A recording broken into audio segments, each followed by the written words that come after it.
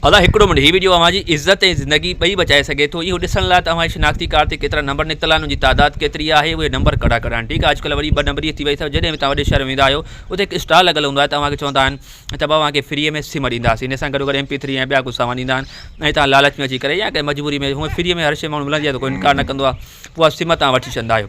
हिकु सिम तव्हांखे त ॾेई छॾंदा आहिनि, पर ॿी सिम जेकी तव्हांजी निकिरंदी आहे उहा ख़बर न हूंदी आहे ऐं उन सिम जो इस्तेमालु ग़लति थींदो रहंदो आहे ऐं उन गुनाह जो तव्हांखे सज़ा मिलंदी आहे जेको तव्हां गुनाह कयो ई न हूंदो। सो हिनमहिल तव्हां 667 ते MNP लिखी करे मैसेज कंदा त तव्हांखे सिमनि जो तादाद ख़बर पइजी वेंदी त केतिरा सिम तव्हांजी शिनाख्ती कार्ड ते निकितल आहिनि। हाणे इहो ॾिसण लाइ त उहे नंबर कड़ा कड़ा आहिनि। सो उन जो तरीक़ेकार इहो आहे त अगरि तव्हां ज़ोंग जी सिम इस्तेमालु कयो था पिया त 7911 ते 20 लिखी करे मैसेज कंदा, 7911 ते 20 लिखी करे मैसेज कंदा, तव्हांखे ज़ोंग जी सिम जा ख़बर पइजी वेंदा त केतिरा नंबर निकितल आहिनि। ठीकु आहे, जीअं मुंहिंजो हिकिड़ो निकितल आहे तव्हांजे साम्हूं आहे। ईअं ई अगरि तव्हां यूफोन सिम इस्तेमालु था कयो पिया त यूफोन जे लाइ 6001 ते तव्हांखे शिनाख्ती कार्ड नंबर लिखी करे मैसेज करिणो पवंदो त यूफोन जा तव्हांजा नंबर तव्हांजे साम्हूं अची वेंदा।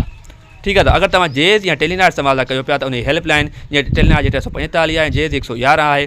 सो उन हिकु ॻाल्हि यादि रखिजो त उन नंबर तां तव्हांखे कॉल करणी आहे हेल्पलाइन ते, चाहे जेज़ कयो या टेलीनार ते, जेको नंबर तव्हांजी शिनाख्ती कार्ड ते निकितल हुजे। पोइ उहे हेल्पलाइन वारा तव्हांखे शिनाख्ती कार्ड नंबर पुछी तव्हांजी बुनियादी मालूमात पुछी करे तव्हांखे जेको आहे सो तव्हांजे जेके शिनाख्ती कार्ड जेज़ जा नंबर निकितल हूंदा उहे ॿुधाईंदा, जेज़ वारी हेल्पलाइन वारा, ऐं जेके टेलीनार वारा हूंदा उहे तव्हांखे टेलीनार जा नंबर ॿुधाईंदा।